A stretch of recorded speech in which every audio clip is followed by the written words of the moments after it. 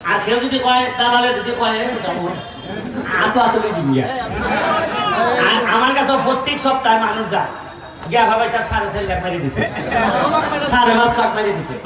আমি কই কুম্বালা মাসে আমি এমপিবার আগে না পরে হয় পয়সা 2.5 লাখ এমপিবার আগে দিছিলাম আর বাকি এমপিবার পরে। আমি ওই বাইরে আমি কি তোর শত্রু এমপিবার পরে একবার কইতে পারলে না যে অমুক লোকটা 2.5 লাখ টাকা দিতেছি আপনি একটু সাক্ষী দাও। এটা মনে করছিলাম যে ভাগে ভাগে যাই ওটা 4.5 লাখ লই নাই।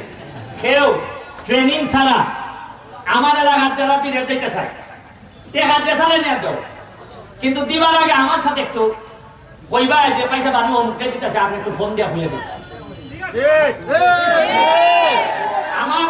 আমার নামের উপরে ভাই অ্যালার্জি আছে রে ভাই। আমি টাকা খালি কইলেই হয় ভাই সাহেব আমার এলাকার লোকের টেকাটা গ্রামের টেকাটারে পয়সা যদি খাও তে কই যে খামরাই দিব। আমি যতদিন বাচ্চা আছি টেকাটা আল্লাহ রাস্তে আমার সাথে আলাপ করে দিও তাইলে ও এ উগলাই এসে দিব আর নাইলে পুরা ওজন করে সার্টিফিকেট দিব। ঠিক আছে?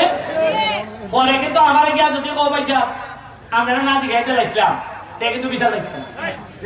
কথা বুঝছো নি? ঠিক আছে। গাজীপুরের ভাই তো 12-15 বছর সিঙ্গাপুর থাকছে, তে সিঙ্গাপুরে যাইবার সিস্টেমটা কিটা বৈধভাবে এটা একটু হইয়া যেত। ধন্যবাদ সুমন ভাই। সুমন ভাই আসলে অনেক সুন্দর কথা বলে, মনে হয় অনেক সময় পেটে ক্ষুধা থাকলেও মনে হয় যে মজার মজার কথাগুলি শোনা যাবে। আমি কিন্তু অরিজিনাল আসলে সুমন ভাইয়ের ফলোয়ার, অনেক কথাই আমি শুনি কাজের অবসরে। আসলে সিঙ্গাপুরে বৈধভাবে যাওয়ার মানে একটাই মাধ্যম, আপনি যে কোনো কারিগরি ট্রেনিং সেন্টার থেকে বিসিএস স্কিল করতে হবে। BCS skill meaning building construction authority, এটা সিঙ্গাপুরের গভর্নমেন্ট। আমরা যেরকম এসএসসি পাস করি, ইন্টার পাস করি, এরকম একটা সার্টিফিকেট।